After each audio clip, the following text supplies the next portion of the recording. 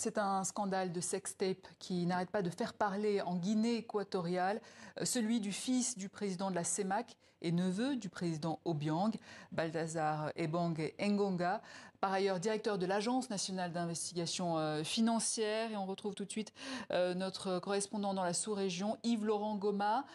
Yves-Laurent, comment a débuté ce scandale ?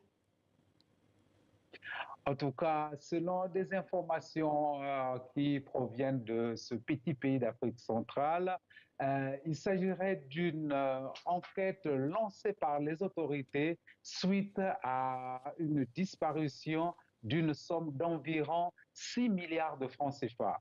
Alors, le bureau de Balthazar Ebon a été perquisitionné, des documents ont été saisis et parmi les documents, il y a son ordinateur portable. Et lorsque les enquêteurs ont ouvert cet ordinateur portable, c'est là où ils ont découvert le poteau rose, des dizaines de vidéos, de certaines sources parlent d'environ 400 vidéos montrant M. Balthazar en pleine action sexuelle avec plusieurs femmes. On parlerait même des femmes, des dignitaires du système, ce qui provoque un véritable scandale qui inonde les réseaux sociaux, qui sature vraiment les réseaux sociaux en Afrique centrale et peut-être dans tous les pays d'Afrique francophone. Et quelles sont les répercussions politiques de ce scandale ? Bon, Balthazar est bon lui-même par rapport au poste qu'il occupe.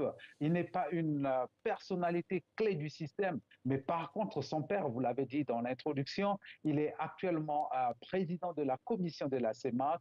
Il est très proche du président Obiang Nguema. Peut-être que ce scandale pourrait le viser lui, mais dans une communication, lui a dit son fils est majeur, il assume seul ses actes.